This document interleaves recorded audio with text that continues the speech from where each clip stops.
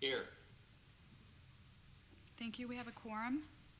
Next is approval of the September 19, 2023 minutes. Has everyone had a chance to look through those? Are there any questions or comments or changes? Motion to approve as in the past. Have a motion. Is there a second? Second. And a second. All in favor of approval of the minutes, say aye. Aye. Opposed? Announcements. I don't have any announcements. Does the city have any tonight? The only thing I can think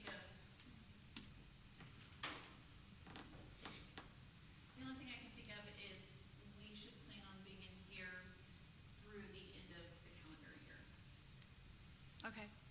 Okay, and then when we get to the end, we'll, talk about our next meeting dates. All right, thank you. Any other announcements from anyone, any of the commissioners? Okay, take things a little out of order. I believe there were two sections in Article 8 that we held for tonight.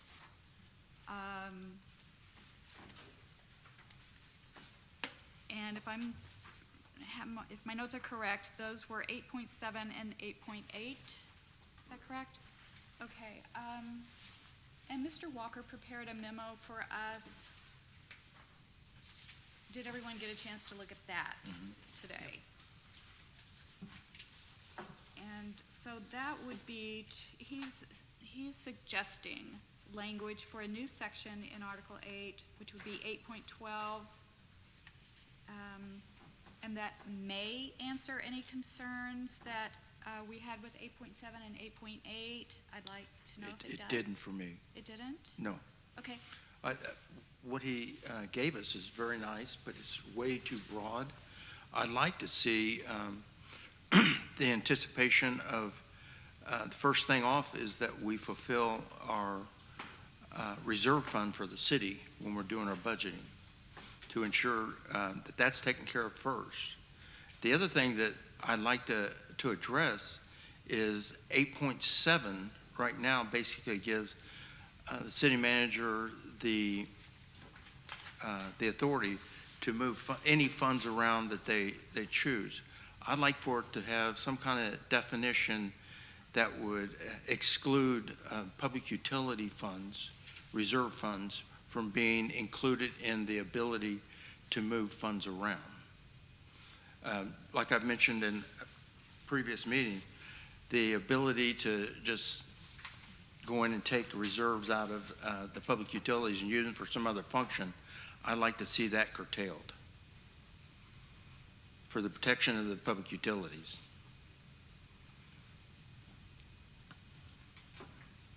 So you want them excluded in section 8.7, that is the transfer of appropriation balances, correct? Yeah, after the appropriations and everything, and as it lists just about everything, I'd like for this, as it's required in the current charter, and that's what's crazy. The current charter calls for 3.17, of course, the one that we always deal with. The electric utilities and any such other public utilities and enterprises as the city may acquire shall be operated from funds separate from the general fund. An accounting system for each such fund shall be established within the general accounting system of the city and shall be so set up and maintained as to reflect annually or as often as a council may require. I think that's pretty clear that the way that it's currently in there, it should be prohibited to be able to move funds around in the future, actually. Because the way it's written right now, when we do move those funds around, I think it's in violation of the charter. I'd just like to get that cleaned up. So is that with the notion that sometime in the future, the public utilities can't borrow from the city either then? Didn't the city have to pay in when they have shortfalls sometimes? Is that right, Mr. City Manager? I'm not tracking, I'm sorry. So, does the city put funds sometimes to run or help public utilities? Doesn't it cost the city sometimes, some seasons, some issues? The only, that's coming to mind, the only example I can think of that would be what you're referring to is the charges for support services. So, for example, the utilities are charged a certain amount for financial services, human resources services, technology services, some of the internal service type functions. So, and I'll be honest, I think we've come a long way in that in the last several years. Prior to, not sure that there was a very clear accounting of how that was done. I think we've got a better mechanism now, but as far as, the charges for operating them, they are wholly self-sufficient, but for some of the non-utility expenses that are more internal facing. That's Does what that I make was getting sense? at, is Yep, if it okay. costs from one cost center. Yep, So if we're not gonna do that, if we put it in the charter, yep, then we wouldn't be able, we're having a problem here, or I think we discussed some big costs that either could arise if the public services utility say it's sold. There's lots of talk about that, of whether it would be worth it, and I wanna make sure we look on the other side. That's all. I'm at a loss at this point. Mr. McDonough, do you have a recommendation for, Well, my recommendation An would be amendment? to, when it gets to the budget transfers, the city manager may transfer encumbered appropriation or parts of any item of the appropriation within a department office, that whole line, and I'd like for it to have an exception, with the exception of the public utility reserve funds. okay, so, But to answer Mr. Frakes' question, those are interdepartmental fund transfers. The city never, as far as I know, has never sent dollars over to the public utilities. They would charge them back for what they believe to be support functions. I was taking the issue that if the city manager took the ability to transfer funds from this power or public utilities, it would certainly be paid back. It's just not for bonuses. So I was thinking along the exact same lines. If you took it out of there, you would put it back, vice versa. That's all. Yeah, it's not how it's written in the charter right now. We can ask Mr. Cover if he'd like to address that.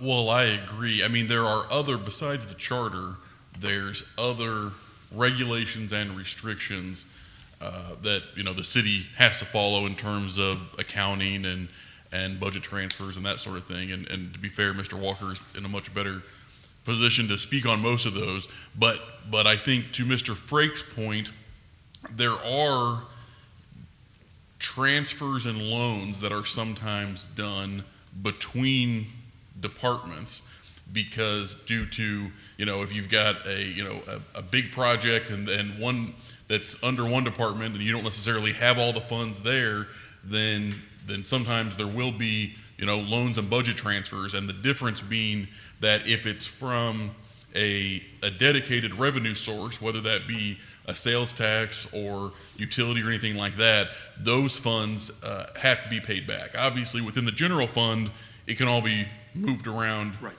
However, but with any sort of dedicated revenue sources, those funds have to, in the end, be used for those purposes. So currently, the way I read it is that those funds could be essentially borrowed for, in order to use them for a different purpose, but then they would have to be paid back in order to eventually fulfill that.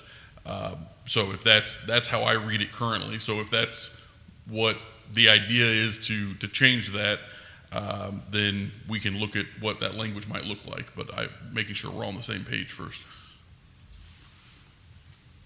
Can you give us an example of when that has happened? When funds in the utility departments are borrowed by another separate city department and then paid back? I can. The city borrowed money from the water department to build the city market, what it's. Uptown Market. Yeah, Yeah. the Uptown Market. And it was paid back through COVID funds.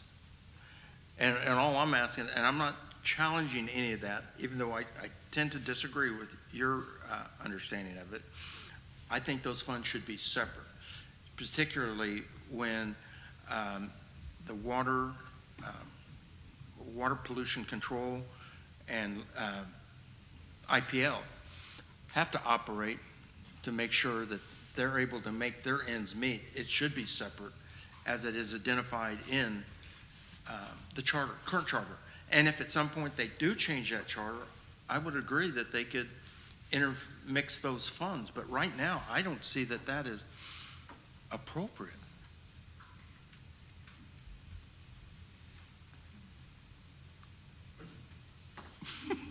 So I did make a motion that, with the exception of the utility funds, they should be accounted for separately, just like it's highlighted in Article 3, right? It's highlighted in 3.17. What, 3 point what? 17? So Go back to it, but it's gonna be marked through. And I apologize, I can't hear real good. I forgot my hearing aids tonight. I've got it pulled up, but it's gonna be marked through. Tell you what, let me pull up the different version. 3.7 is the Department of Law Assistant. 3.17. And I also thought that when we were discussing this earlier, that we were going to make some kind of notation that we would hit that 16% reserve fund for the city before we did any other kind of budgeting, so that we wouldn't be put in a position where the city would be in such a position that it would have to attempt to borrow or open a line of credit with another fund.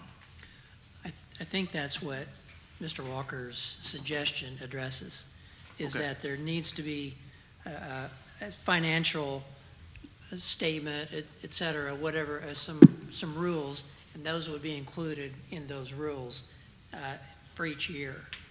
I'd like to see the specific number in there. Well, he's framed it so that it's not potentially, I think, from my understanding, the way I read it, he's framed it so that it's not potentially handcuffing. I mean, the 16%, that may not be possible, or maybe a much better number is possible.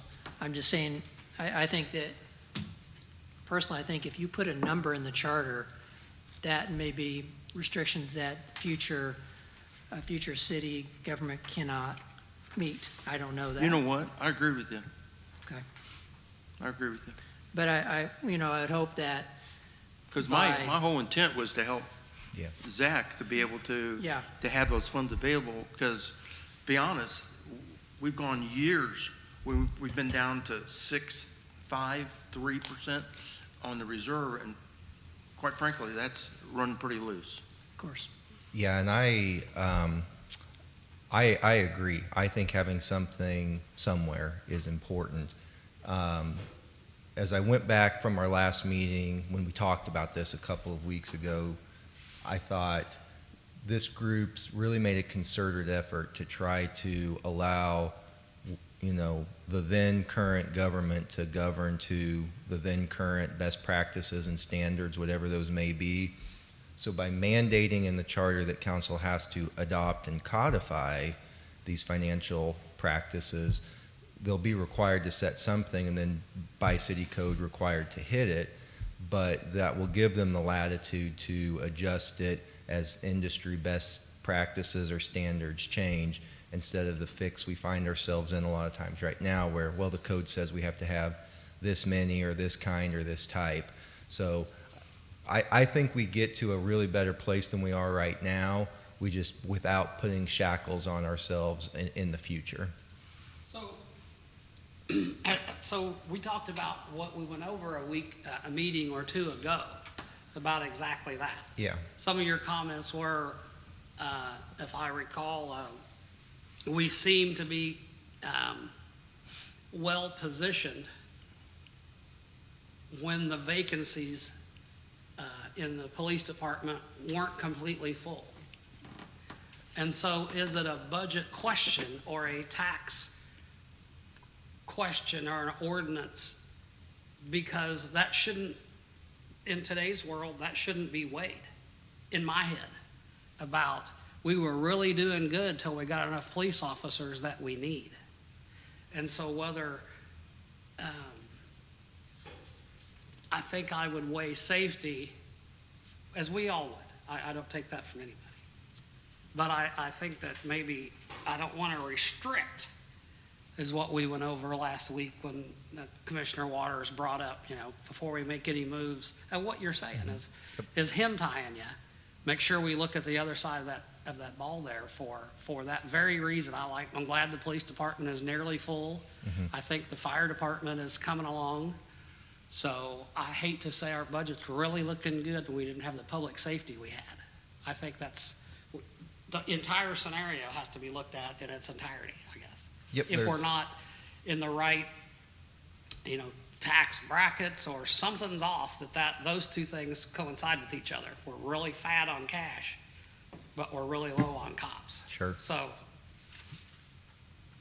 I guess what I'm asking is for us to look at priorities. Yeah. And if we don't put the reserve fund for the city as a higher priority, we're going to go back to the position we've always been in. Yeah. That's my concern. Oh, I think you're taking a major, if language like, and I'm not saying it has to be this exact wording, but if you use language like this and put this in the charter and require council to codify fund balance and some of these other financial best practices, that's going to be a major step forward. Because then citizens, city managers, whomever, are going to be able to better lead and govern and say, hey, this is in our code. We don't let citizens violate city code, right? There's consequences for that. We can't violate city code here as well. So the upside I see of this, Mark, is that we don't have to come in 5 years later and say, well, now the finance experts out there say the number should be 20%. So we need to go do a charter amendment and have the voters change it Like we've done throughout the whole exactly, charter. And exactly. I agree with you. Yep. But by mandating that they have to adopt a reserve policy, we're in a better place than we are today. There is no such requirement right now. It's your call. No, I No, think it should be your call Yeah, because right. of the structure of our government is yep. a council, city manager Yep, government. right. If you can live with it, then No, I'm good with that. appreciate that. Yeah, I think you guys have pushed something that makes us better than where we were when we started this process. Mark, I have a question for you, and Sure. you have the experience with your work on the Public Utilities Yes, sir. Board, right? So I haven't seen this like you have, but I am curious about your idea about making sure that IPL funds remain separate, because again, it's my concern about potential restrictions. My question is, if you think that's necessary for IPL, why not for all departments? Because they're not publicly held utilities. They are separate revenue-generating units. Okay, Just like if we were to get rid of IPL, we would still be moving on, just like regular. Now, it's different from most cities don't have IPL. They don't have water departments. A lot of them use us as their water department. So that's why it's supposed to be separate, because we do interact differently with our customer than we do with the city government. And it's all laid out very well. Unfortunately, it's laid out. I don't know how very well it is in the current city charter. And I'd like to see the charter change. If that's the direction the city wants to go, that's fine. But right now, it was in the forefathers of the previous charter meant for them to be held separately. Because there was one of our many scandals where we were using funds for IPL to build this very building, I believe. Is that right, Mr. Walker? Correct. That's what they put it in there to make sure that it was separate. Because there's no restriction on how much they charge for electricity. That's why we basically have the highest utility rates in the state for electricity right now, because there's no restriction. Isn't that,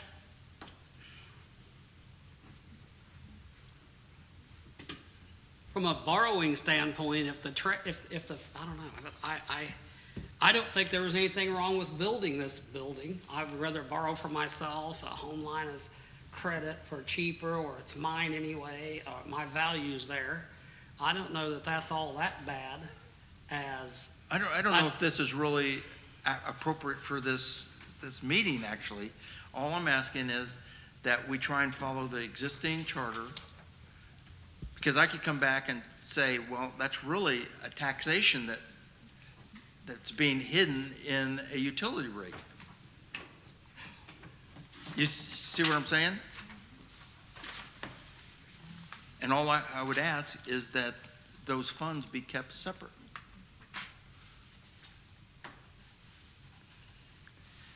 Maybe I should have stayed on the cruise ship. Or maybe you were willing to fund me another cruise. I'm curious as to what type of financial effect that change, and I'm not saying I'm for or against it, would have on the city's operations. I mean, I don't know how much we, as a city, depend on borrowing from utility funds. I have no idea. No, they haven't. The only one, I don't mean to point at you, but I am pointing at you. The only one that I really know of is the borrowing of the water department. We had an assistant city manager said very same thing. Why didn't that? Those are just idle funds.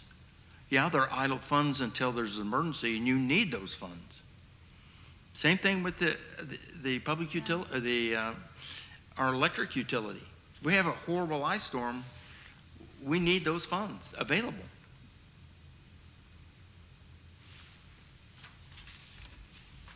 I don't think, to be honest with you, this is for the budgeting process, and I don't think it would be an issue. It wouldn't have an adverse effect on it right now, because I don't think, Mr. Walker, correct me if I'm wrong, Mr. Walker, do you use that in your thinking to borrow from the utilities? Pardon me. When it comes to preparing and submitting the budget, no. That's not something we contemplate at all. Right. It only comes when it was an emergency, when the COVID came, and we made a line of credit for $25 million.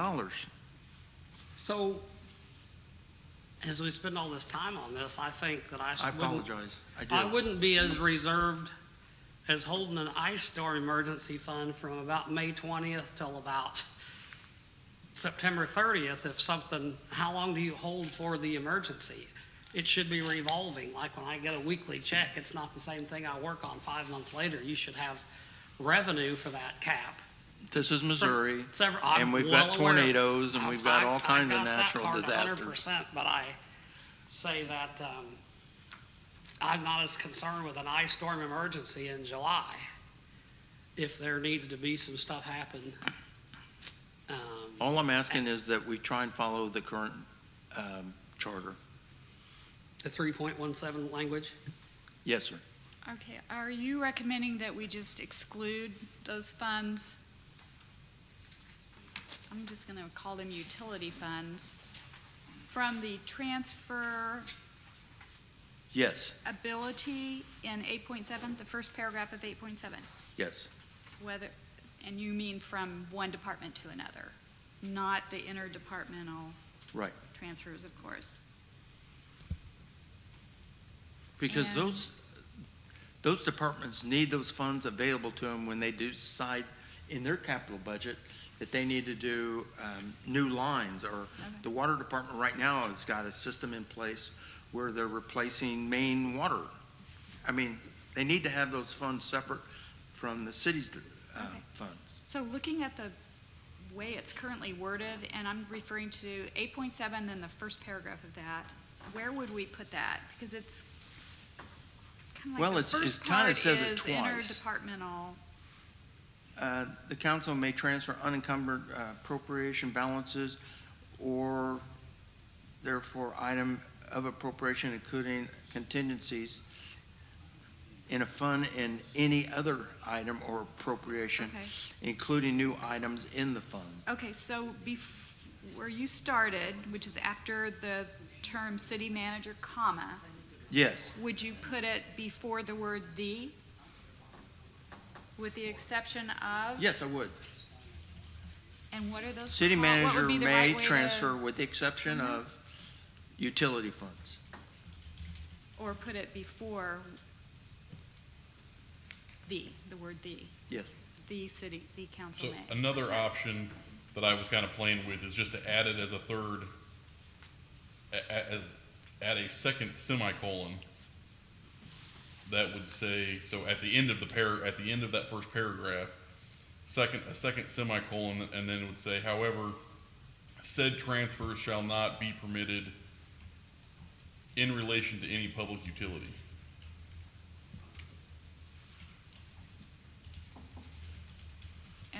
And by that, we mean either money going from other departments to public utilities and the other way around? Because I kind of understand allocating certain expenses that the whole city uses, like, I don't know, IT or, I have a question. Do you, so the budget comes in tax-based, the budget comes in from paid-for-service utilities, right? We're paying to get electricity. Those are two different revenue streams. The revenue stream of taxes coming in, do the utilities, is that considered general budget, I would assume? No, nope. Each of the utilities is its own separate fund. Okay, so do they get tax base getting over into there? That's my question. It's like, it seems like you've got taxes coming in, you've also then got where we pay our utility bill. And my thought is, if some of the tax-based general budget of the city gets allocated to the utilities, small amount probably, I would think the majority is gonna be what we're paying for service, we're paying for the utilities. Are there two different revenue streams, two different ways that the utility is receiving money? And my question, the reason for my question is because I'm wondering if this 3.17 is speaking to allowing those separate funds. And then in 8.7, it's saying that budgeted piece that's coming out of general budget could be played with, but do not play with this utility fund that we're paying. That the people pay a specific amount thinking they're getting a service for, not thinking we're gonna pay to build a building. That was excellently said.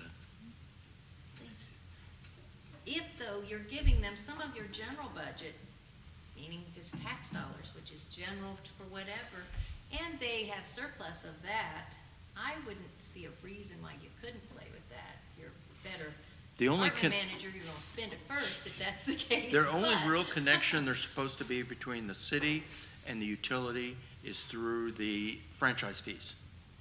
9.08, I think, is the number.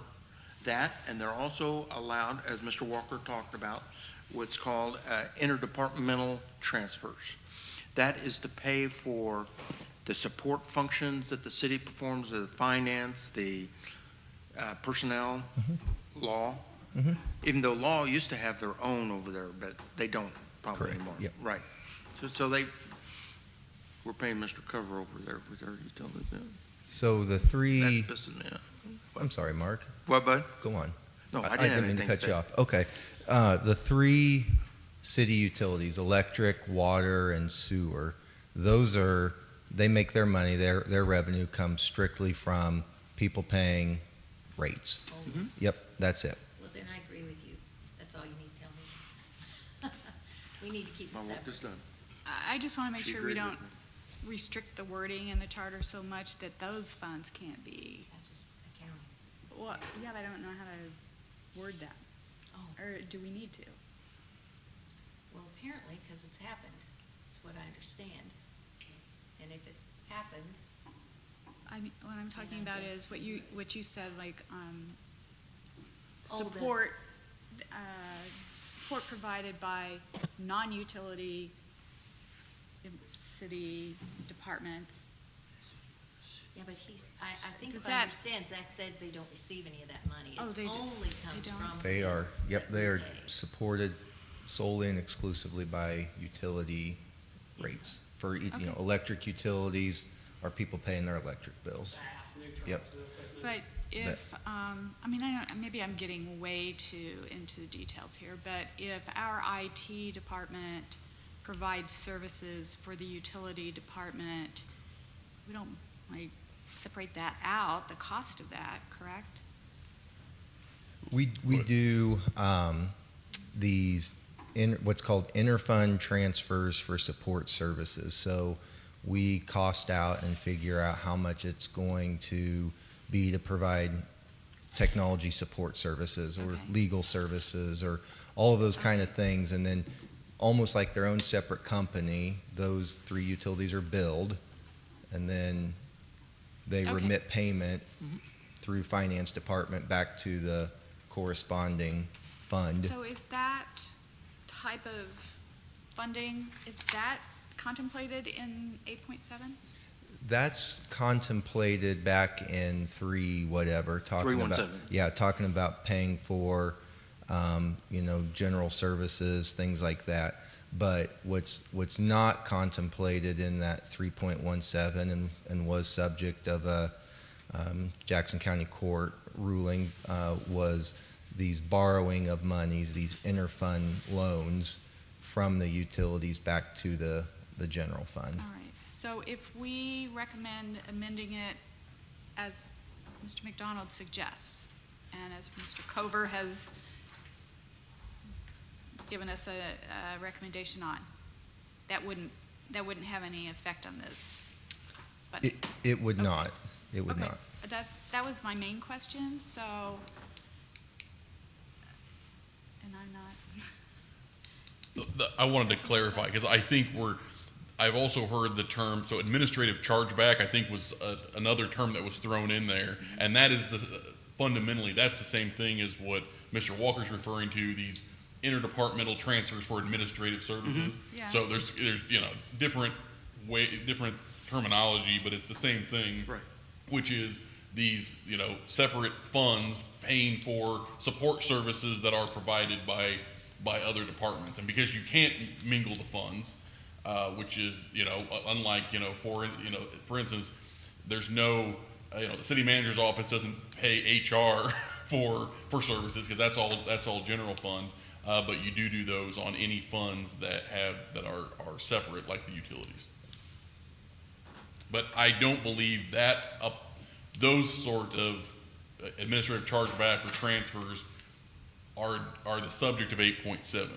To me, 8.7 is about our unencumbered funds, which are surplus funds that aren't in use. To me, that's different than these administrative chargebacks. okay, all right, well, that If answers my that's your question. question. Yeah, Yeah, that I'm was just my trying to question. separate the reserve funds in each one of those utilities remain with those utilities rather than being subject to 8.17.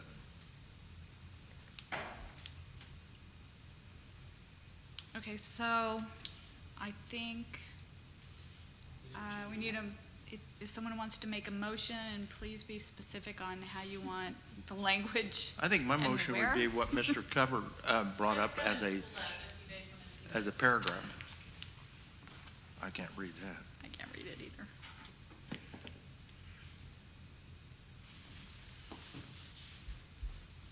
Can you read it again? Sure, it's at the end of the sentence, it would be a semicolon, however, said transfers shall not be permitted in relation to any public utility. Period. Okay. Do we have a motion to adopt that change? I'll make that motion. All right, is there a second? Second. Second? Any further discussion? Yes. Okay. Two things. One, I feel like that it would be responsible for us to point back to 3.17 here. We're talking about it, and I agree. I think that's exactly what it says, that those funds need to remain separate and independent. But I think that I think we should make a note here that points back to 3.17 as basis for this. Added into that. Yes, I don't want to, I mean, I don't know how that would work to change the motion, but that's personally what I would like to see. You'd like the 3.17 identified in the motion? Make an amendment. 8.12 just says city manager? Isn't that what you sent us to look at? Consider 8.12? Isn't that the wording you were looking for? Well, 812 was intended to put in place language about financial best practices, about like the fund balance policy. I think your conversation right now is trying to focus on, if I understand correctly, is to focus on some more rigid rules about inter-fund borrowing. So,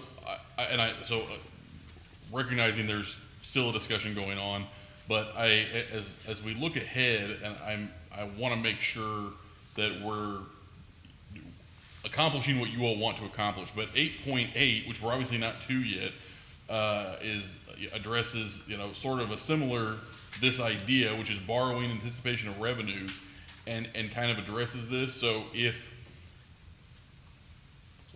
an option I'll throw out is that, given that I don't know, and I can't remember exactly if there's other sections here that may also touch on this issue, that if we could come back next time and have language to accomplish what the intent of your motion, but let us sort of go through and make sure this doesn't have a ripple effect in other sections. Man, I totally agree with you. You bring that up, that would mean that we would be considering IPL revenue and all the other utilities as part of the revenue stream and do some kind of anticipation into that.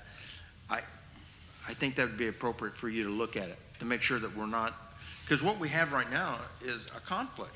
Well, and like I said, I think the suggestion that I gave based on what I understood to be your intent, I think potentially makes sense. But as I'm looking through here, there's some other sections that I didn't take into account that I think we need to look at to make sure that, again, you all are putting forward what you want and what it does, and we don't kind of cause any other issues. And I would like that Mr. Waters' comment or offer to include that it reference back to 3.17 Okay. is very important. Okay. So So do I that's a great withdraw idea. my motion? Yeah, if you'd withdraw it, and then we'll just take that up again at Okay. our next meeting. Thank you. Does everyone agree with that? Okay. Just one other very quick Sure. kind of thought. Mr. Waters. And I think like we said, 3.17 really addresses this already. But I am concerned about two things. One is this culture of exclusivity that we're kind of continuing to promote with IPL being separate. And the restrictions, the second part of that is the restrictions that potentially places on future councils that may need to make decisions that we're going to say cannot do. So I completely understand your concerns and your reasoning. I am kind of step back and think about the big picture I'm concerned about. Well, I Making that vote. personally, I appreciate your comment, but I also, has come up several times during our discussion Yeah. about guardrails. That's a big deal, guardrails. We need to have guardrails. John was here, he'd be saying we need guardrails. The guardrails have not worked well for us with regards to our public utilities. And that's why we keep showing up in the news over and over and over with things that have happened with the utilities. And all I'm asking is that we go back to what's currently in the charter that will eventually may change or may not change, that at that time, if it's important enough to change, then let's change it at that time. That's all. But I truly appreciate your comments. Likewise. Any further discussion on that, or should we come back to it at our next meeting and go forward now? Okay. When is Matt- our anniversary for our meeting, February for this 6th. committee? I'll bring cake. Will there be a cake? Will there be a cake? Cake or keg? Cake. Okay, just checking. Madam Chair, did you all want to consider that proposed language for 8.12? I do. Okay. Yeah. So, let me look at your memo. That's on it. Can I make a motion Yes. regarding that? I'd like to, I'd like to make a motion to include City Manager Walker's recommendation for Section 8.2 to be included as 8.12, thank you, as Second. suggested on this email. I already said. I just have one question. I am so reliant on looking at the city charter on the city's website that I'm having difficulty maneuvering around it. Is the numbering of 8.12 okay, or is it all right if we need to change it, we can? Well, Until they do last it. time we took Article 10 and put it at Yes. the end of 8. Yes. So what I can do, if you, what you guys want, is we can take Zach's recommendation, 8.12, and then move everything else down. Okay. Because whenever he made this recommendation, it was still separate, the Okay. budget, and then, yeah. Okay, that might have been what I'm thinking about was when I looked at it from home. Okay, so we have a motion and a second to adopt the language given to us or provided to us by Mr. Walker, which he has numbered 8.12. And did we have a second? Do we have a motion and a second? Any further discussion? All right, all in favor say aye. Aye. Opposed? Okay, that passes.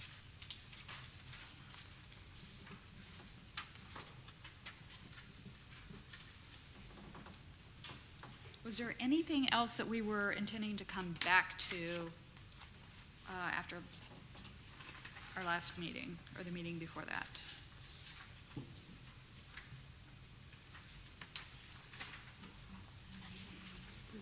We've covered everything in Article 10, correct? We need to go over 10.5. Okay. Why did we get 9 still? Is that just what the revisions was? Correct. Okay. Yeah.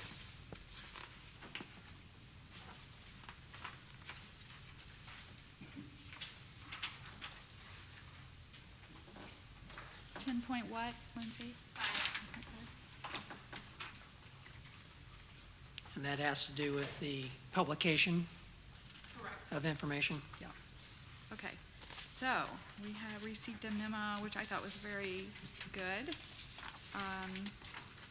from Ms. Kolish. Is that how you say your last name? Kolish?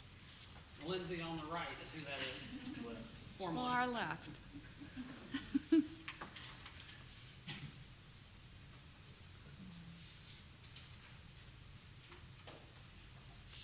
And the highlighted shaded is your recommendation?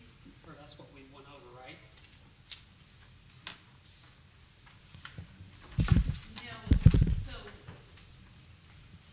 you're looking at the edits, correct? Yeah. Yeah, no, it's all highlighted because I wasn't sure how to capture moving it to section 8 whenever it was already redlined and then it didn't transfer over well. So, her recommendations are in the email. It should be in your packet as well. Yeah. So, I mean, she's written to use, she says something like, notice shall be displayed as required by state law and shall be published on the city's website. Perfect. Yeah, is displayed the right word? I mean, is it display or it? Posted? We don't- Yeah, I mean, what we talked about was, Available for display or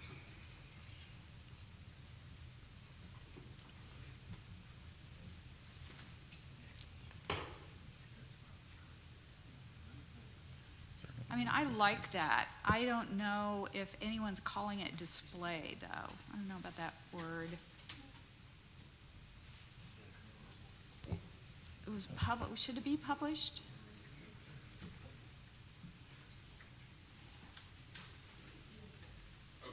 what about this? What about notice shall be published as required by state law and shall be posted on the city's website? Yes. Yeah, I like that. Okay.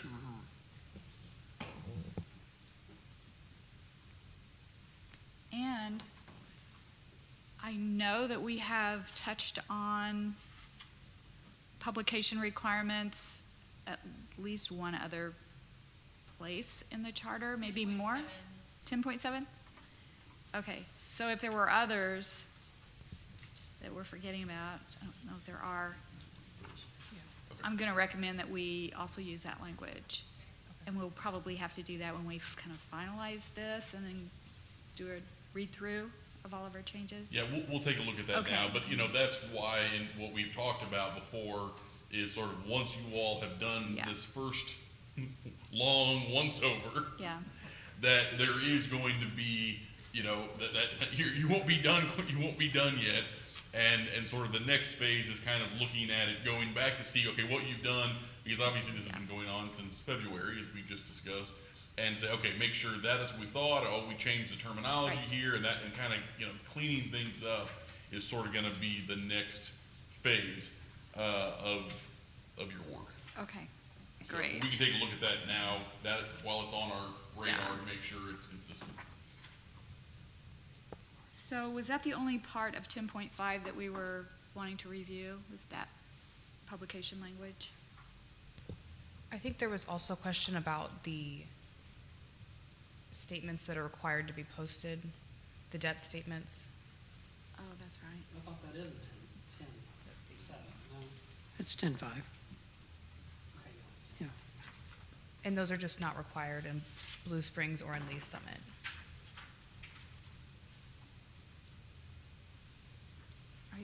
I think we should take that out. And I don't know if anyone has any thoughts about that. If it's not required, Correct. There's no reason to force a city or municipality to do it. yeah, I mean, the more of that you require, the more opportunity for errors there could be. Absolutely right. Kind of like a lawyer tells you, unless you say it, better off you are. Isn't that right, Councilman? That's right. All right, so I'm looking at this to see where we would make those changes.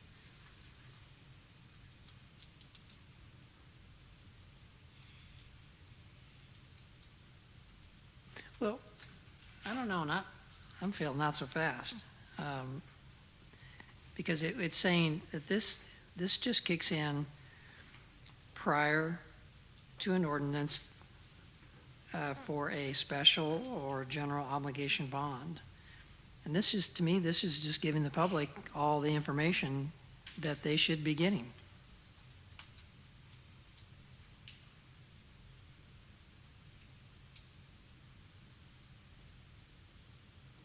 Alternatives.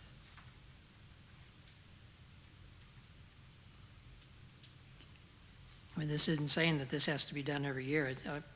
It's only done if there is an election for some kind of financing.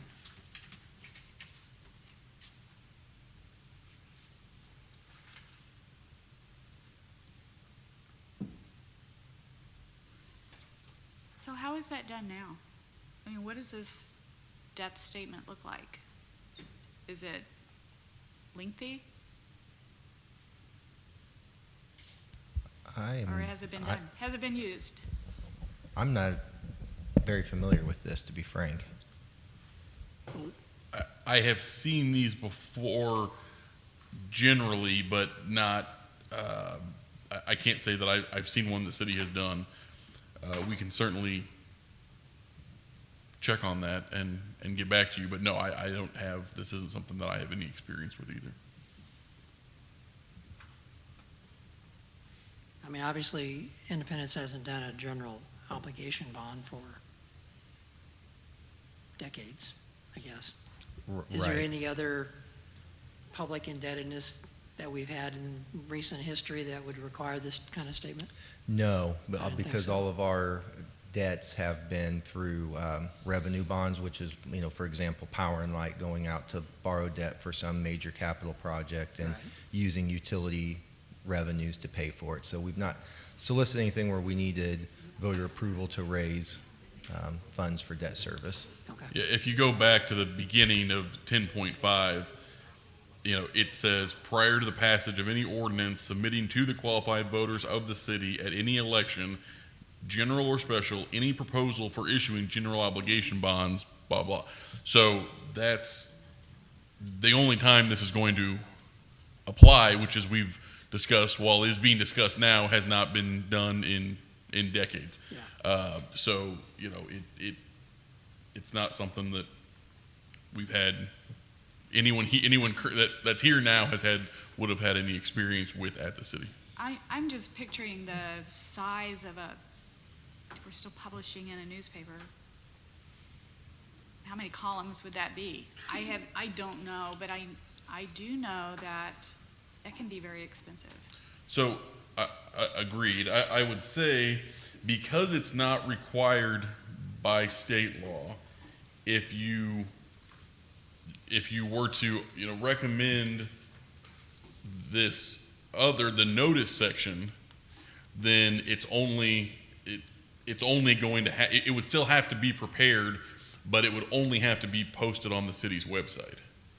Am I thinking that right? Yeah, so right now, it's you have to publish it, but if you make the change here, that's gonna say, notice shall be published as required by state law, which this debt statement is not, and shall be published on the city's website, then it would still have to be prepared, but it would only have to be put on the website. So if you make the change that we just talked about, then in theory, you can keep this language if you all just feel like it's appropriate, and it has, based on kind of what I'm running through my head, a significantly less fiscal impact, because obviously there is still time and effort to prepare this, but you don't have to put it in the newspaper. It just goes on a website. Well, I think just like with everything else that we've looked at, we need to ask the question, what value this actually has. I don't see any reason to Just leave. because it was in there before doesn't, If it's not required by state law, why is they've that? got to why sell, is the that city's in got there? to sell it to the public to vote for. I mean, Yeah, it's not that we shouldn't provide that information to our citizens.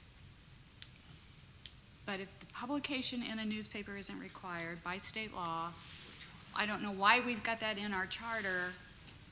I doubt that the state is going to start requiring it, because hopefully our legislators know that there are fewer and fewer newspapers. Well, that's just because of how they published everything. Right. But they don't require it, so I'd say we just require it be on the city's website. I'll make a Or, motion to accept that language. to accept what line? That Mr. Kohler, Oh. Lindsay put together. I understand when they put this charter together years and years and years ago, there was a lot of controversy going on. Right now, I don't know that it has any value. Okay. You mean the entire statement? Right. So do you think that the ballot language would cover everything that needed to be covered, more than likely, for if that was presented? For them to vote for it, and the underlying assumption is that the city can service the debt. That's the big issue. Yeah, You know, we can, let's all go vote for a general obligation bond. Well, somebody's got to pay for it, yeah. right, wrong, or indifferent. I don't know that this would make any difference on the amount of the existing net general obligation bond. We'd say 0, and then we'd come back and say the amount the net general obligation indebtedness after issuance on the bond. Just understanding that. I know, there's a lot of information there. Maybe the 8.12 really addresses it, because that would have to be part of any plan, any financial plan. Mhm. And it would have to be clearly spelled out. This looks like it's just going through some kind of motions. Well, I think it makes a city council be extremely responsible about doing their homework before they go forward, but it is a lot. I think there's a big explanation in this section that we made, and I think the part about it is publicized on the website, right? I see a lot of her. Well, then there's two questions here. Do we need the statement at all? And then where does it need to be published? City website I think that's obvious, yeah. and state and state requirements.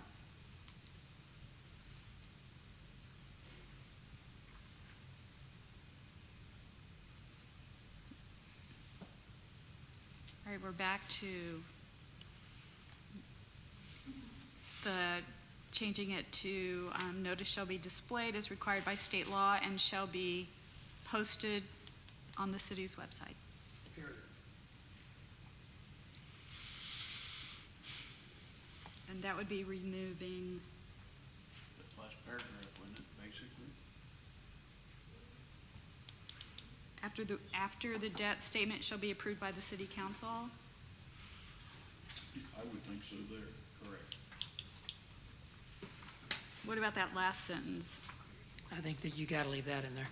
Okay, so all we're taking out is in the second paragraph, after the first comma, the end of that sentence. Got it up here. That's- Oh, okay. I mean, I'm not trying to, but at least what I think, what we think you all are contemplating. We can't read it. I can't read it. The debt statement shall be approved by the council, comma, and notice shall be published as required by state law and shall be posted on the city's website, period. And then delete shall be published in a newspaper, blah, blah, blah, down to, and start back at, the debt statement shall be deemed to be correct, but no error therein shall affect the validity of the election or any bonds to be issued. Yeah, Period. that's what I was Okay. gonna say. Me too. Yeah. I was the second her. All right, do we have a motion to So moved. do that? Second? Any additional discussion? All right, all in favor say aye. Aye. Opposed? All right, that passes. Lindsay, what else do we need to go back to? Nothing to go back to, now we go to 12. Okay.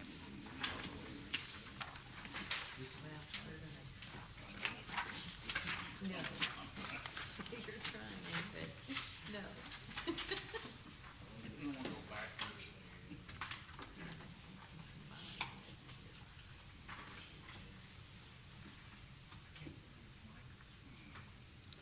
12, that means there's only 3 sections left. Sorry, we only corrected 10.5. I think 10.7 has a publication. Oh, 10.7? Yeah.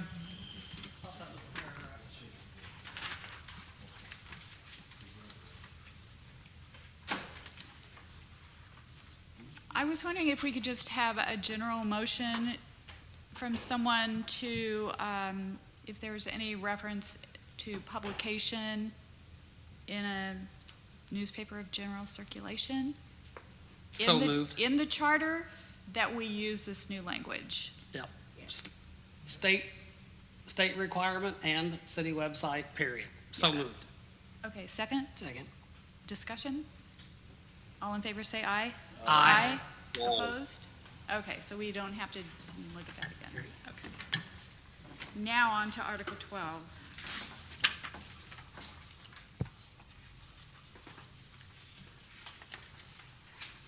Planning and zoning. I just had a general thought about planning and zoning being in the charter, and that is, I don't believe either the Lee Summit or Blue Springs charters have planning and zoning within their charters, nor does the model charter. But I believe I looked at the Code of Ordinances, and it references the charter quite a bit.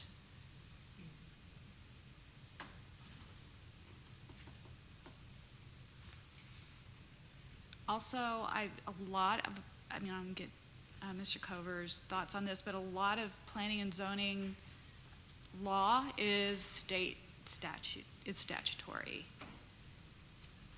Agreed. And is it coded, like we looked at so many different articles, is all this information contained in our codes? I don't think so. That was one thing that we always relied on Right.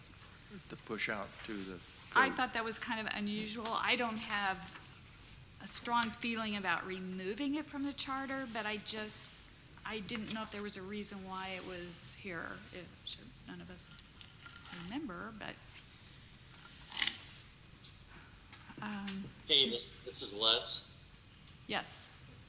and I spent several years on planning and zoning as the chair, and they have adopted, the city has the Unified Development Ordinance, and I think that if we're going to keep this planning and zoning piece in here, I'd almost like to see somebody from the community development group, like Tom Scannell or somebody, weigh in on what applies and what doesn't, based on some of the changes that have been made over the years.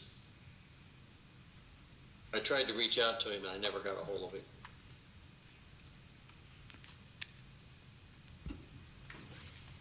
Because there's quite a bit of change going on with Yeah. calling witnesses and things like that that the planning commission really doesn't do anymore. Yeah. I mean, there's not a lot in Article 12. I mean, it could be one that I think we did this on some other articles. We recommend this come out of the charter and that the city council adopt Yeah, so they can have anything flexibility. that's not in the code, Right. if it's still law. He's got something to say. I was just going to add that, and I don't know if you all have this with you tonight or not, but the memo that we put together back on February 16th that were staff recommendations for the Charter Review Commission, I compiled that using input from department directors, and we did have quite a few suggestions Oh, for okay. Section 12. Okay, I have it, but not handy. Can you tell me, Lindsay, do you know what day that was emailed to the commission?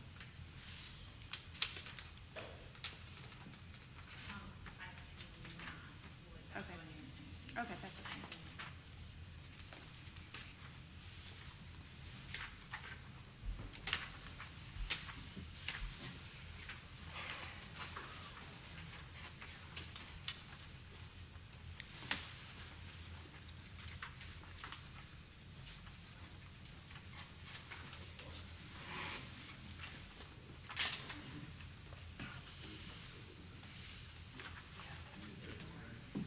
Oh, February 16th.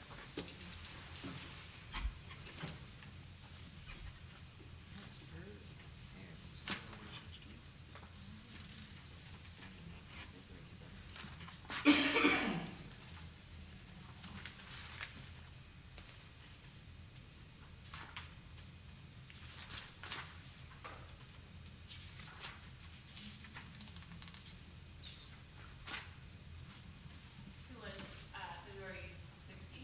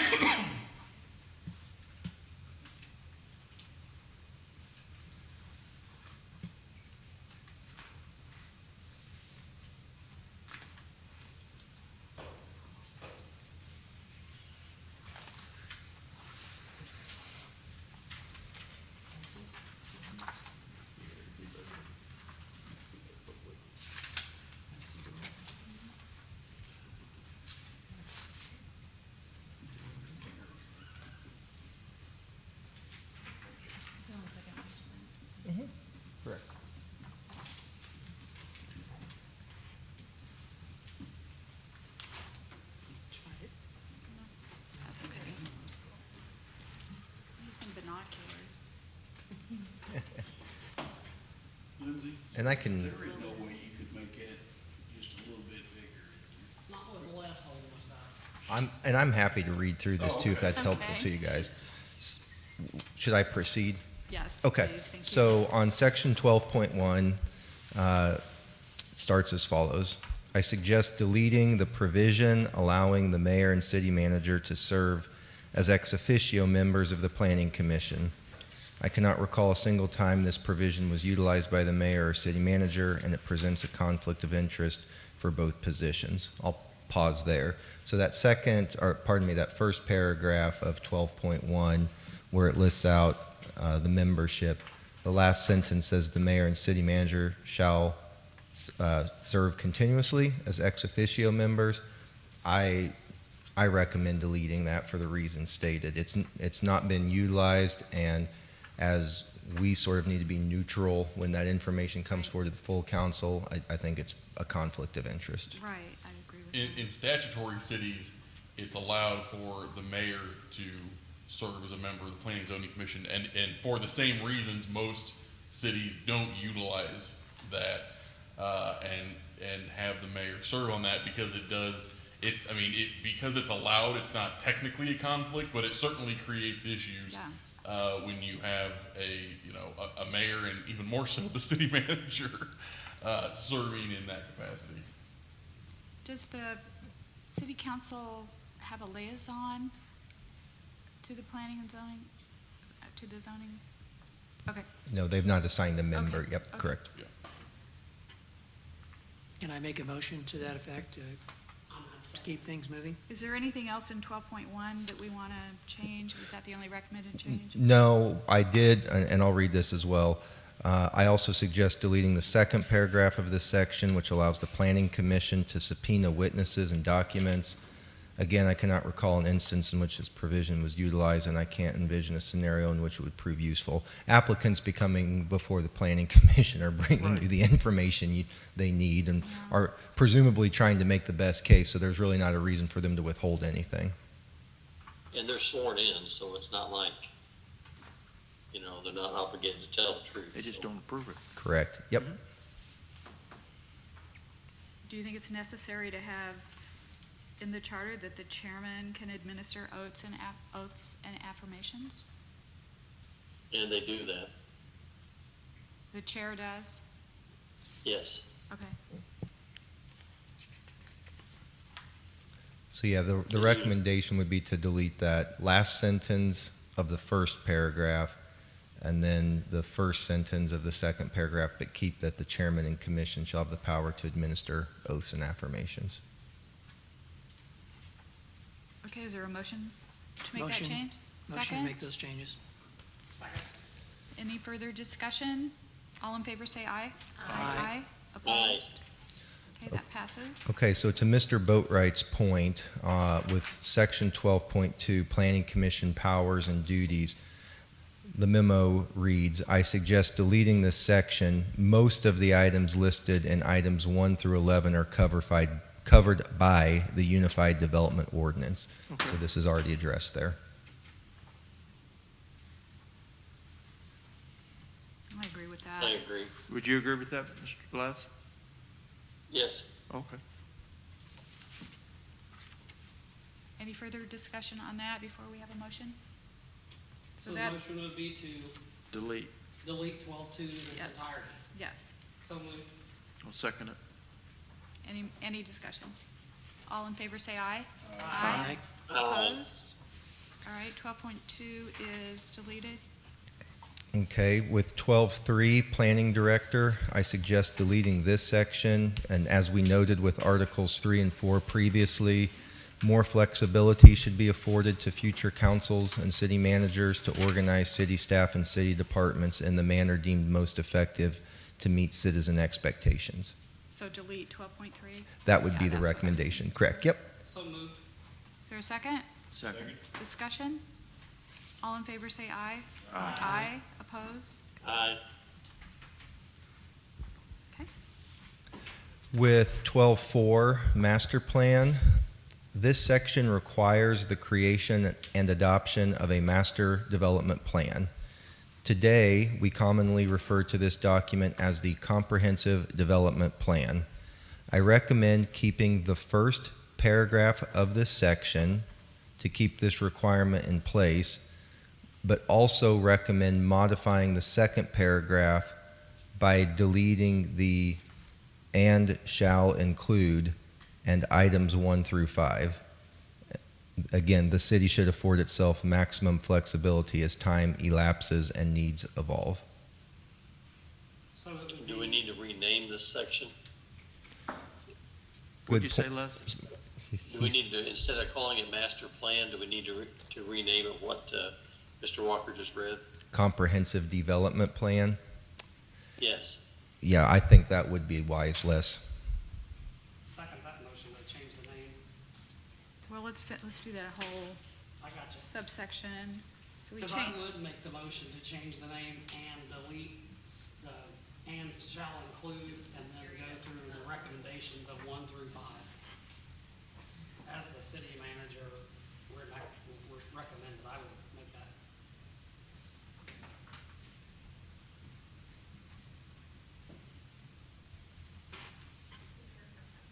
where does it say "and shall"?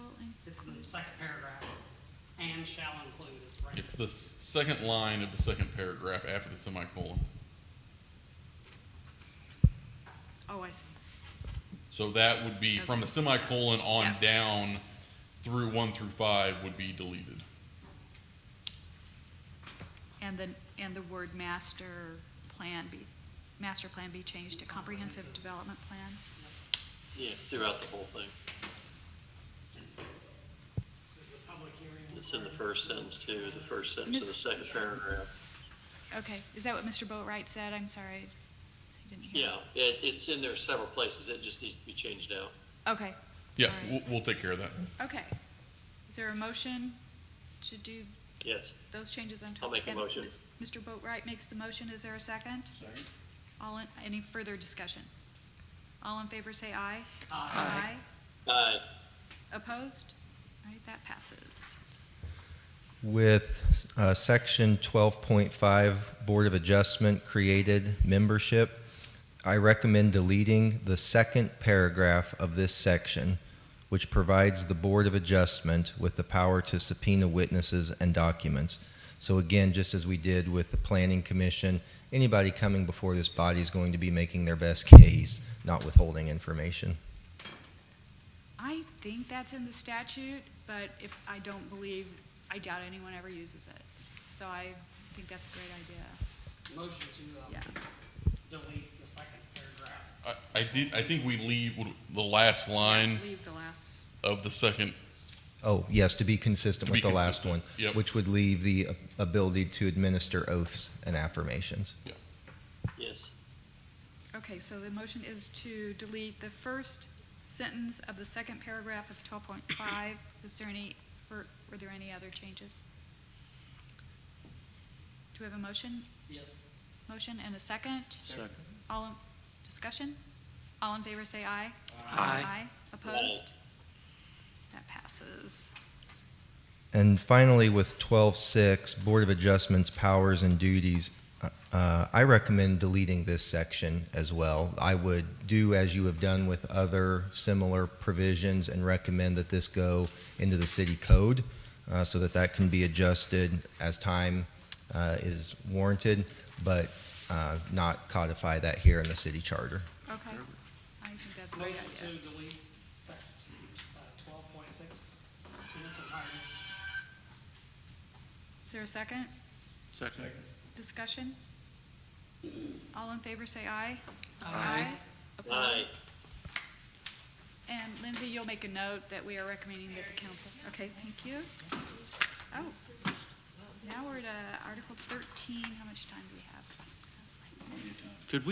Could we address something that we received, I think we received it today, about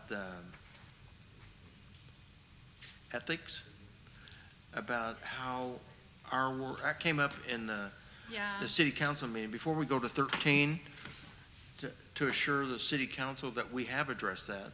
Yeah, I was gonna talk about that during other business, but I mean, I'm fine with discussing it now. Oh, okay. I just didn't want us the time to get by. Let me make a note. Because Councilwoman McCandless brought it up, I believe. Yeah, I saw that. Do you think that it's, I think we addressed it It's in specifically. 13 somewhere? I don't remember. Are you okay with going ahead with Article 13? I'm okay with whatever you want to do. All right, let's go forward. Because that's not, I think we could do it under other business, but technically we're still on the agenda. We're under, review and edit articles Yeah. 10, 11, 12, 13. So I think I'd recommend finishing that however you wanted to go, Okay. and then addressing that issue under number 5 on the agenda, which is other business. Okay. So, all right, Article 13, We just got a letter on it, right? About franchising? yeah. You sent an email. I had a question because I personally do not really understand franchises very well. So I kind of wanted, first I don't know if anyone else has a question about what those are. I'm the only one. When it comes to a private utility, I probably wouldn't be too well. I was ready to make a motion to delete it. A normal Delete the whole thing? franchise, sure.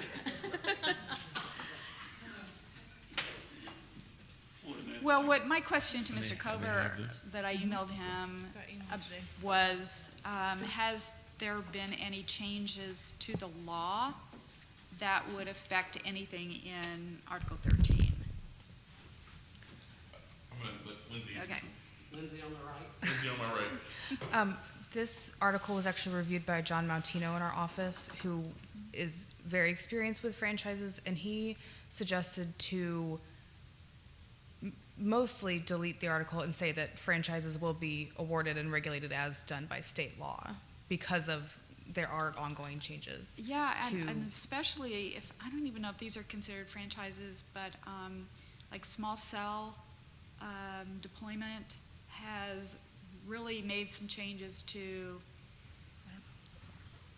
I think, I think that's the point, is that this is an evolving it's, yeah. issue, and like with other things,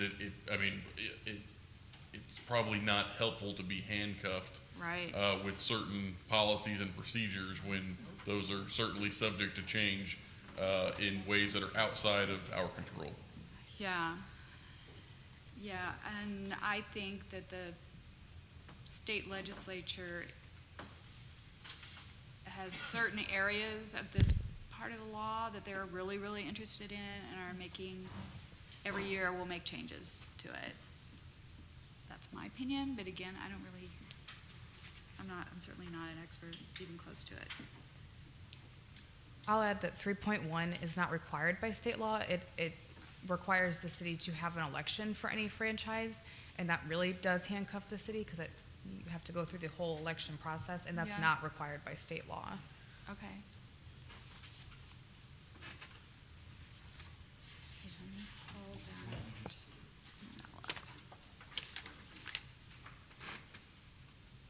So I think what we would be recommending is in section 13.1, it would read, a franchise for a public utility may be granted to a person, firm, or corporation, extended, renewed, or amended only by an ordinance passed by the council, accepted as provided here and below by the person, firm, or corporation to whom the franchise is granted, period. And then the rest of that would be deleted, would be our recommendation. The rest of 13.1? Mm-hmm. Any discussion on that recommendation? Is there a motion to approve that recommendation? I'll make that motion. And second, any discussion? All in favor say aye. Aye. Aye. Opposed? All right. Lindsay, I assume you got that? Okay. 13.2. Let's see,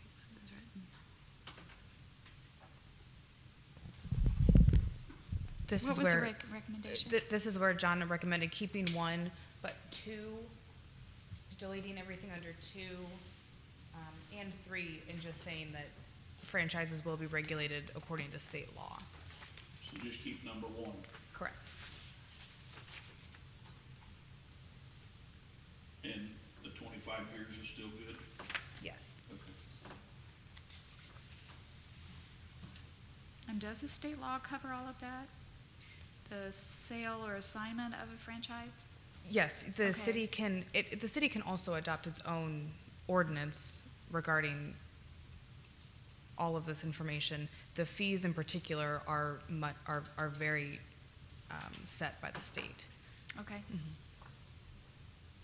I make a motion. Second. Any further discussion? All in favor, say aye. Aye. Opposed? All right. That passes, and that 13.3 on the takes, back. Everything. What about 13.3, Lindsay, anything on that? Or is that? No recommendation on that one. so keep 13.3? Okay. Change That's the what I number, was, would yeah, we would, Yeah. Re- There's gonna be a number, yeah. lots of changes to the outline. Yeah, I think that's, 13.3 is important. Okay, is there, so no change to 13.3 unless anyone is recommending that? So we don't have to vote on it? So just a really quick question, and I think you already answered it, but if state law dictates this, then any of the changes we made have any bearing on competition amongst, are we limiting any competition within the city? Not by any of the changes that were made today, no. Thank you. Okay, anything else on Article 13? I guess I have a question about, I know you can't have a franchise be granted like more than 25 years.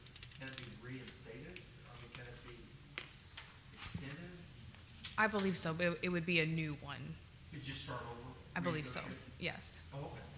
Thank you. There's other charters that have limitations to, that if it goes over and the franchise continues operating, that's not considered a renewal, so that you have to actually go and get another renewal. Okay, thank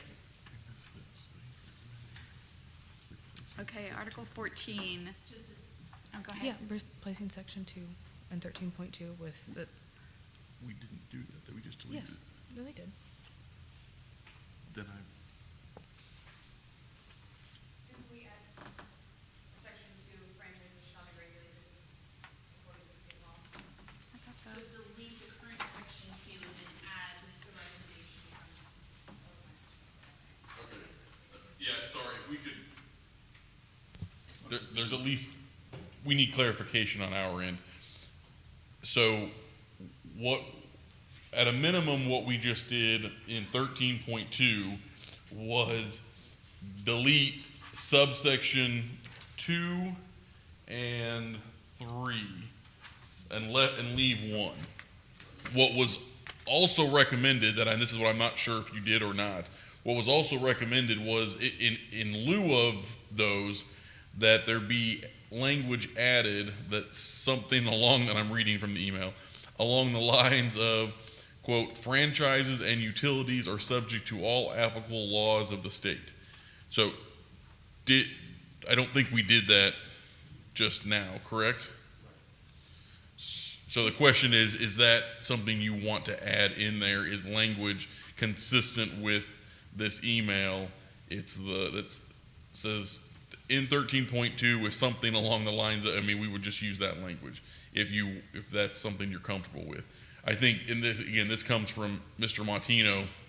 So he was basically just getting rid of all of that very explicit language and instead just saying, we've got to follow state law, which of course we would do anyway, but I guess to kind of make that extra clear. Yeah, is there any problem with, I don't know if we need to do another motion Okay. or, No, clarify the language, I think, I'd make a motion to Okay. clarify the language accordingly. Okay. okay. Yeah, absolutely. I totally, when I said that, was that as we were marking on. Well, and I think that was the confusion. I think we were Okay, looking at that, but yeah. to me, in the end, that wasn't, I don't think, what the motion Okay. represented, and so that's why I wanted to clarify. Do you want us to have another motion and take another vote? Do we have a concurrence that that was what the I- motion was intended to do? I would concur with that. Okay, then we're good. And again, obviously, this will all come back to you all next time to Okay. review, so that's. All right. are you good with that? Okay. Okay, good deal. Thank you for Yeah, thanks for letting me clarify that. asking us that. All right, 6:30. So 13-3. All right, we're keeping 13.3.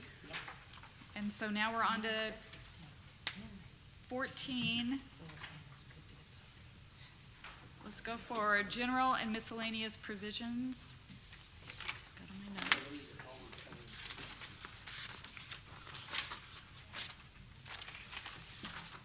Okay, let's just start with 14.1. Anyone have any problem with gender? Well, that's the title of the section. Yeah, that's the title of it. Anyone want changes to that? I don't hear any, so we'll go to 14.2, notice of suits. I guess I just had the question, there's a state statute, 82-210, and I just wondered if it complied with that. Don't have that one memorized. There, Come on. if you don't mind pulling it up, there was some case law in the past couple of years that made some changes to the notice of suit. So if somebody's suing the city, what kind of injury was meant? When I looked at the case law, it's gone back and forth as it goes up the chain to higher courts. And I think the language in 14.2 is okay, but I just wanted Jeremy's confirmation that it complies with the statute.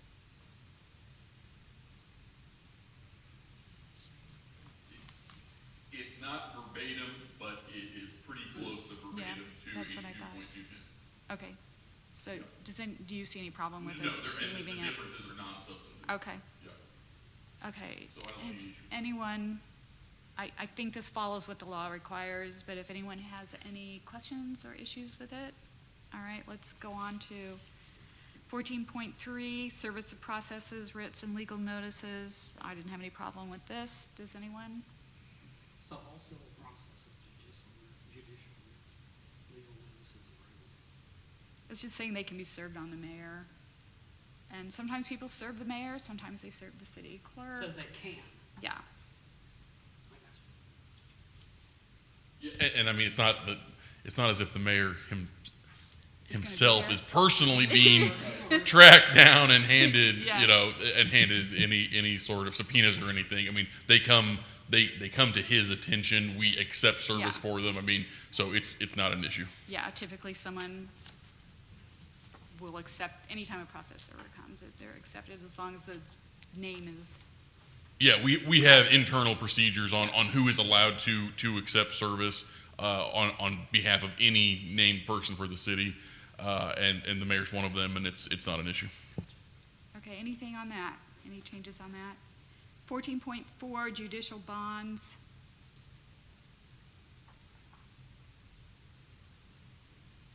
I don't know why this is in here, but I mean, I guess it's okay.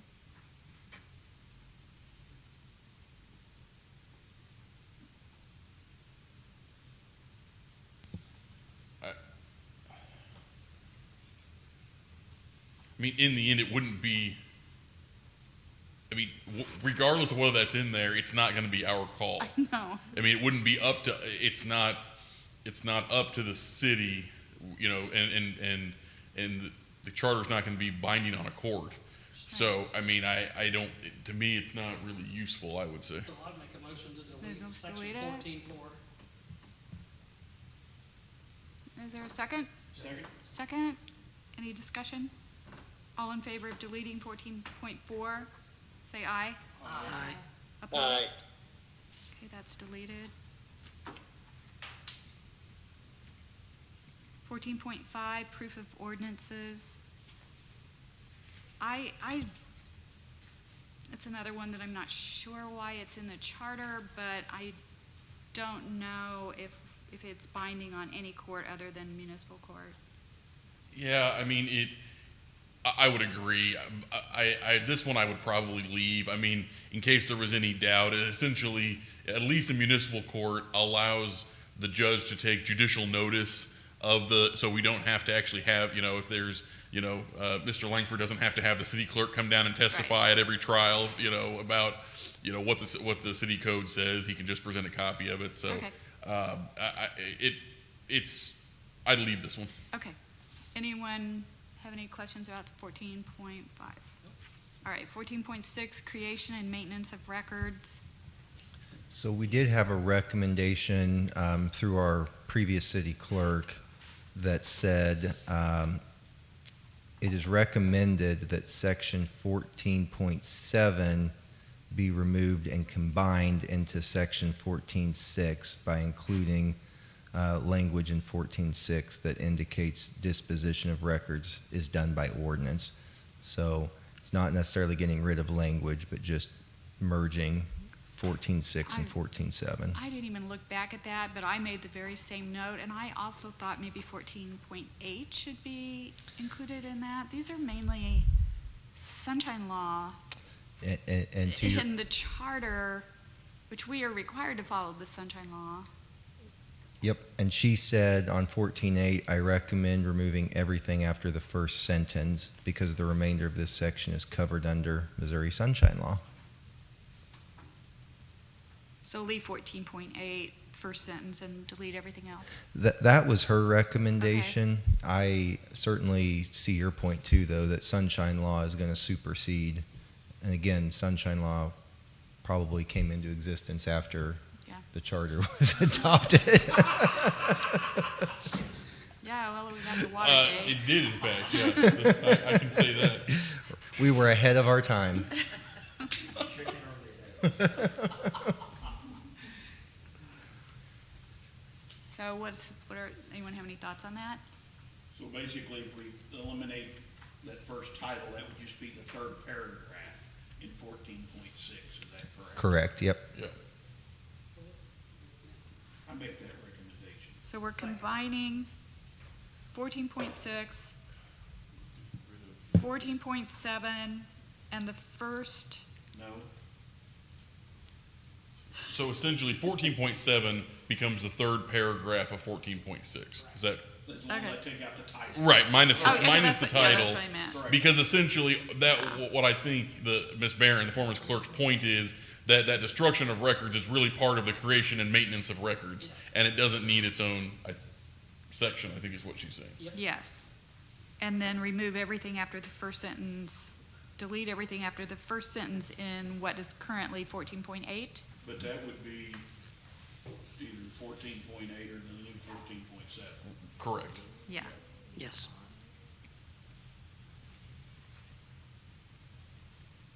So delete the whole first sentence of 14.8. No, keep the first Keep, sentence. keep the first sentence. Oh, yeah.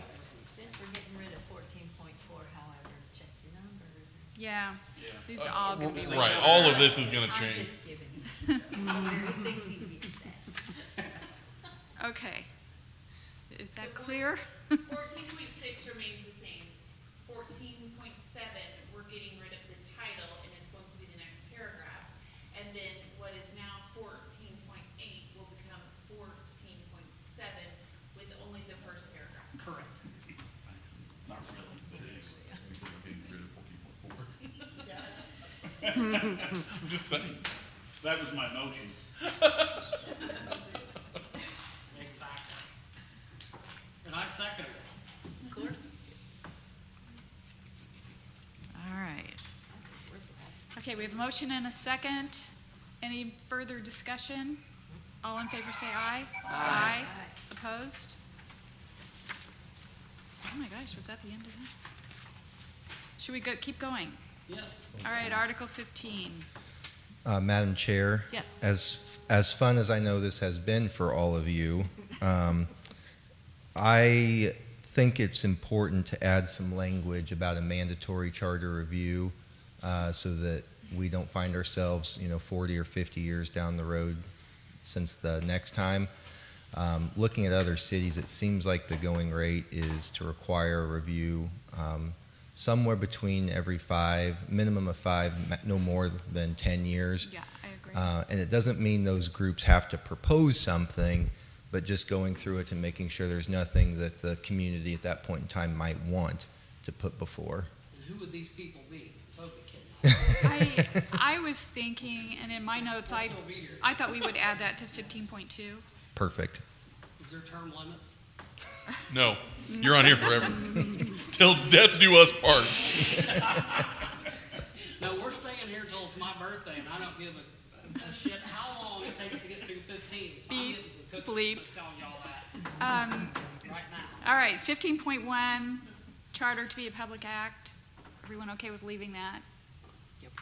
15.2, amendment of charter. This charter may be amended in any matter now or hereafter. Let's see, how would we add? Might add the language right there, couldn't we? Yeah, let's add it there.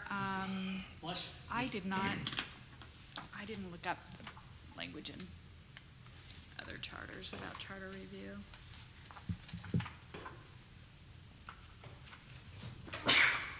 Let's,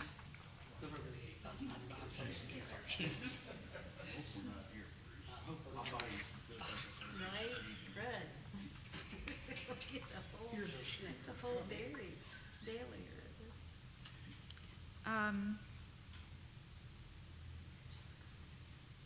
I'm just looking at the Blue Springs Charter because that's the one I picked up. It's section 12.8, Lindsay, if you have that. And I'm only looking at the first sentence.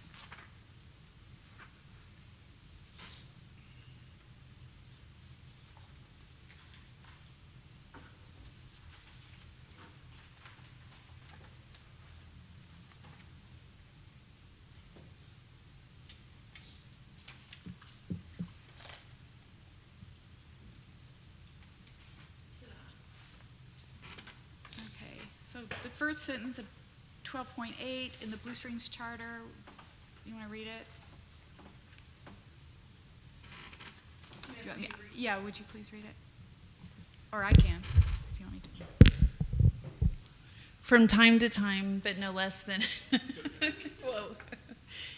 From time to time, but no less than every 5 years, the city council shall provide for a charter review commission to recommend to the voters of the city proposed amendments to this charter.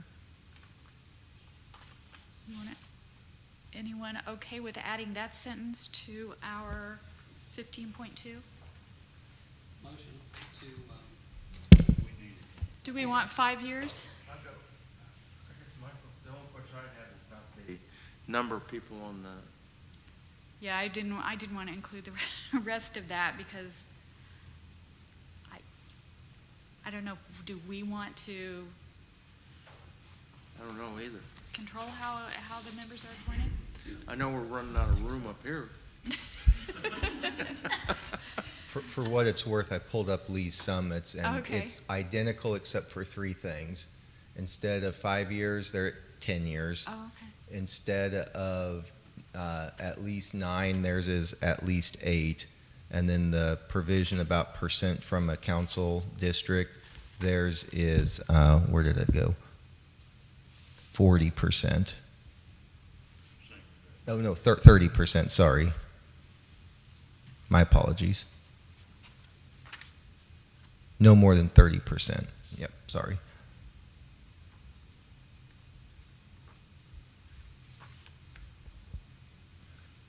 You said theirs was 10 years, Mr. Walker? Yep, every 10 years, they had a minimum of 8, and then no more than 30% from a district.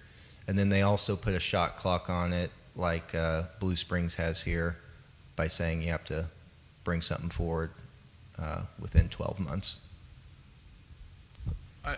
I would say at a minimum that while the shot clock part is reasonable, the part about reporting to the voters as many amendments, I mean, in your case and really in their case, it's not up to you all when and how and what goes to the voters. So if you have the shot clock, I would say it shall report to the city council as many amendments to the charter as it deem advisable, because that's what's within your purview is what you send on to the council. Okay. But do we want the council then to sit on it? Well, I mean, that, I don't know. in the,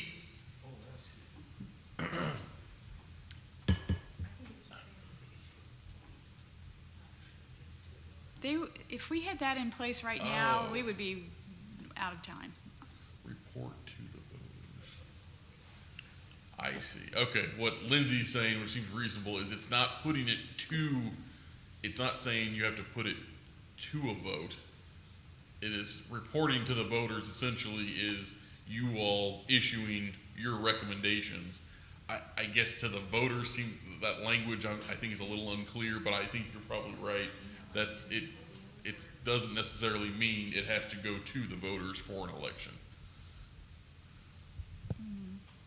I can assure you somebody's gonna read it and Yeah, think that. I think so too.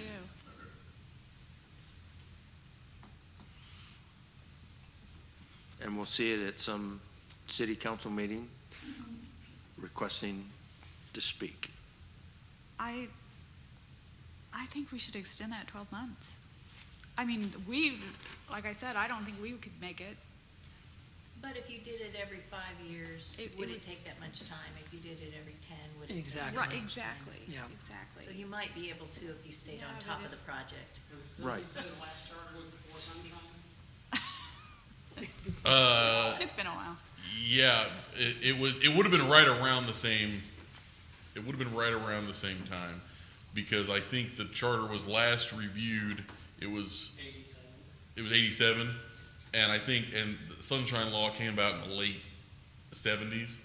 So I guess it technically I guess that's different. The charter itself predates the Sunshine Law. The last review of the charter was after the Sunshine Law. If that makes sense. What happens if you don't make the 12-month restriction? Do you all just die? You think Or 5 does years? your work die? I'm sorry. That's I a didn't way to mean- get motivated. That's wrong to say it that way. It's a charter violation, and I would prosecute you accordingly, I guess. Should we put this in in the legal side of this deal, on the back in 14? I think 5 years, It's probably best for what we've done, I don't know, I think it's a little too soon. I do too. What we've done here. not the way things are changing. I say 7, split the difference. Okay, I'm with that. I got you. 7 years is good with me. I don't like the 40%. For one thing, well, Blue Springs only has 3 districts. We have 4. I don't like that. Now, isn't there a number of terms that a mayor can run? It's like 2, right? Not in this. Or is it, There's no limit. am I wrong? Here? Well, we're talking about City of Independence. Yeah, no, there's no No, term there's limit. no Ain't term going limit. forever? Correct. Okay. Didn't Ryan I thought it do was 3 two- and Stewart did two-term. 3, right? Nope. 3 terms. They was all 12 years, guys. Ryan and Stewart, I think. Mayor Stewart was the last one to be a 3-term mayor.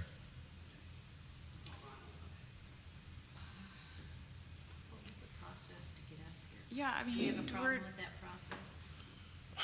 are the districts, I don't even know if the districts are equally represented on this current.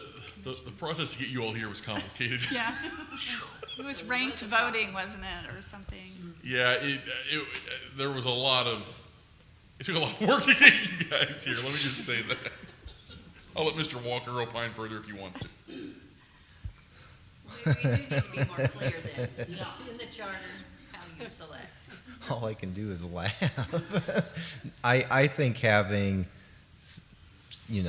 a minimum number probably is good. And yeah, I don't know what the composition is as far as council districts. But I know what we did this go around was very inefficient. Couldn't you potentially be an ongoing charter review commission? If We you give have them a year, and then you could just go to one commission to another commission, right?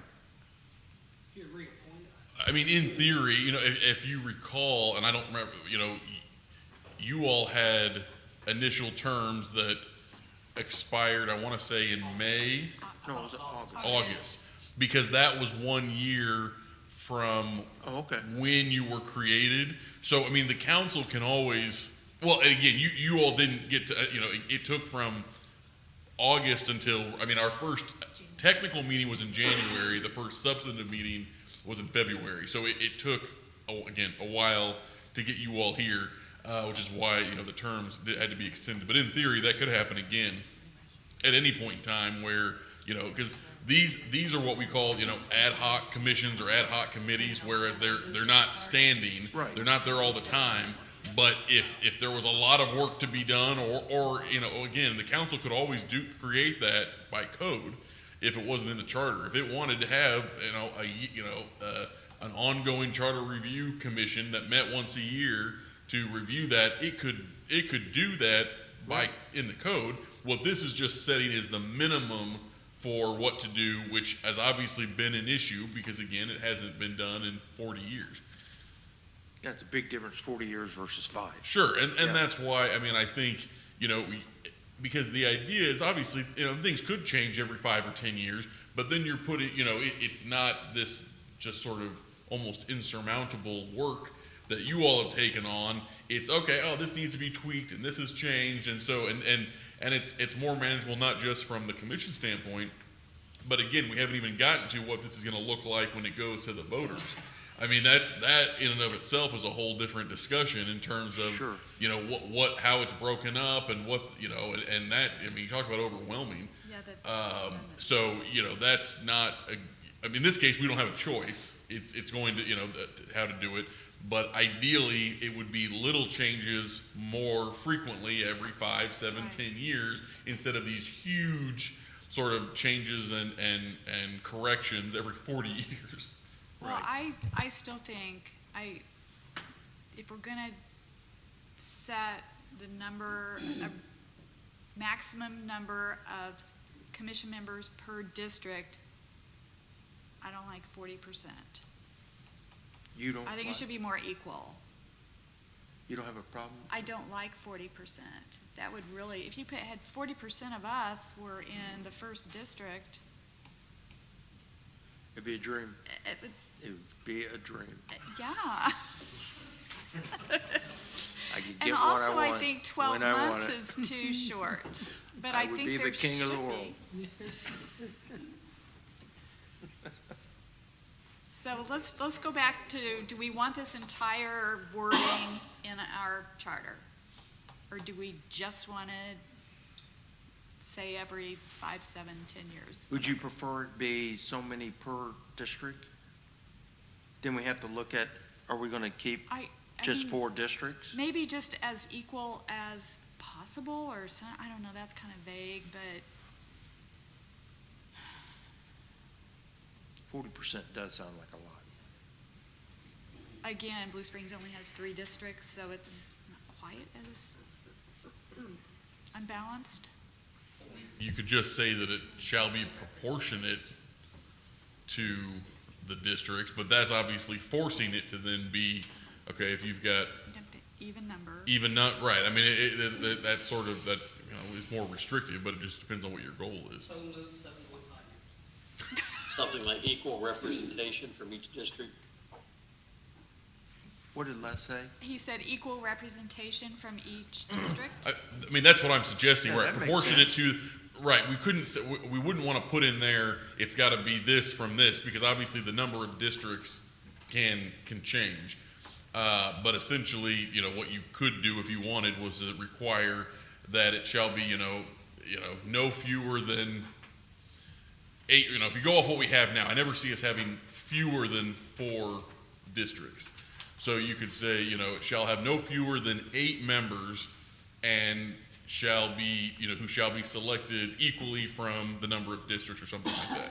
So if you got 4 districts, then essentially at an 8-member minimum, then you're going to have 2. more than likely an 8-member commission with 2 from each district. Yeah, I think that makes more sense.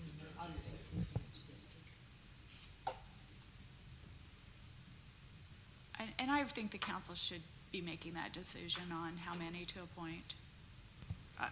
I think a minimum, have a minimum, but if they want more, I think the council should be able to do that.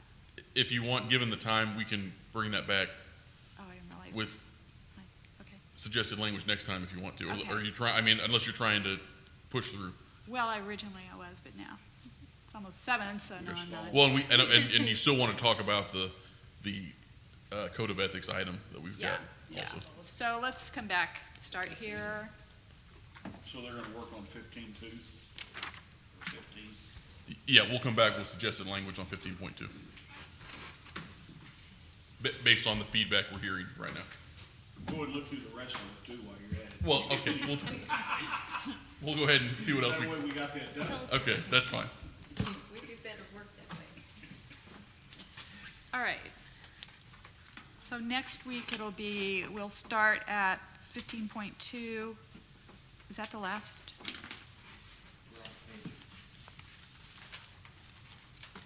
It's the last article. Last article? We gotta Well, go back on what, 8.8 or 8.7 or? right, so we'll go back to that. We'll start on 15.2. 15 is our last article. We, again, I'm to other business now. At the Monday city council meeting, during council member discussion at the end of the meeting, Councilmember McCandless asked, because they haven't, I don't think they've passed their ethics, code of ethics yet. They're still working on it. So it came to, I mean, she made a point of saying she wanted to make sure that the Charter Review Commission hadn't already made some decisions that might conflict with what they've done, even though they're not done yet. And so I'm trying to think where we are. I personally, as far as ethics go, I don't think that portion of our charter, the changes that we recommended, will affect it at all. But are there other little I don't changes think that so. might- Again, they're not necessarily, I won't say they're not following along, but they don't know exactly everything They do you all not have know, done. right, yeah. And so, I mean, generally what you all have done is require that they have a code of ethics, right? But without getting into the weeds of what that looks like. I think the point of Councilmember McCandless's statement was, hey, here's what we're working on. Generally, does this kind of fit in with what you all had in mind? Do you and just making sure that everyone's kind of on the same page. So I don't think, again, this code of ethics started with a different commission, which was the Mayor's Commission on Ethics Reform, is who originally put this together. They sent it to the council back in May, and it's been, work in progress since then. So I don't think it is, on you all to then review this document word for word and comment or edit it. But I do think she just, wants you to look at it and say, hey, does this fit? Is there anything jumps out at you that we're talking about doing here that doesn't work with what you all are suggesting? Yeah. Is the impression I got. Mr. Walker, you want to add anything We basically different? put a header on it. We basically gave an intro, say there would be a code of ethics. Yeah. And that's basically all we did, And was that to it- make sure that we complied with the 26 pages or 33 pages of And that there be ethics. an ethics commission or board or It's what was it it's called? the Mayor's Commission on Ethics Reform. But I mean, in our recommendation, we said that it shall have, and I can't think of if it's called Right. an ethics board or an ethics, Oh, it's a board of ethics. board of Yes, ethics. I'm sorry, Okay. yeah. So we required that, and we required that they be funded. Right. And that's basically all we did. I mean, That's my general recollection, yes. yeah. So that doesn't conflict with anything. So, I mean, I just want everyone to be aware that she raised that, and I'm glad she too. did. So we need to, if you want to take a look at it, please feel Yeah, free to. I would say do that. we'll add it if it's okay with you all. You now have and what you have is the working document that the council Okay. is, that and I'm gonna Lindsay to my right is the one who's been doing all that work. Okay, So that's their working document. It has not been approved. So we'll add it to the agenda for the next meeting. And essentially, if you all have any, comments or discussion you want to make at that point, that you can. And, if, or not, or whatever, we'll just give you that, make sure you have that opportunity, because that's what Thank that's you. what was requested. Thank you. And will you let Councilmember McCandless know that we do have that information now? That Yes, we we will. diligently reviewed it and we came to a consensus. Well, I mean, It's that we- yours. That we acknowledge that she made that. Yes, Right. yeah, we will make sure she gets that message. Okay. One thing I wanted to, somebody mentioned this to me, and I don't think it even occurred to me when we were looking at how our districts are established in the city. But if I remember correctly, there's like a point that at one time supposedly was probably in the population center of the city. Is it Noland and 23rd? I don't know what that point is. Somebody said to me that that center of population may have moved, probably has moved. And we're currently drawing the district boundaries, if this passes, every 10 years, I can't say the word. I'm not recommending that we go back and make any changes to that, but I do think that we need to make note that that should be looked at by the next Charter Review Commission. I think that's where it would start. I don't know if it would start there or at the city level. I'm just suggesting that. I would say to include that as in the transmittal letter that you send with your recommendations, that is something that be reevaluated to make Yeah. sure that's still an appropriate place to drop the Yeah. center peg in. And I think that's going to be kind of a big project because it'll involve, you know, I think it's gonna be a hot legal project. description and I don't even know what all. Yeah. but It'll Yeah, be I think involved. it needs to be looked at. Right. At some point. Okay, other business, when is our next meeting? October 17th. I would, could I add something to the agenda for the next meeting? Because I was told it had to be on the agenda, and I'd like something to be on the agenda. So I would like for us to engage in Article 7 of the Model City Charter. During my cruise, I took the time to go through it very carefully. And I think it's probably one of the most important things that we deal with is about public engagement with the local governments. I think from the last few meetings, it's getting,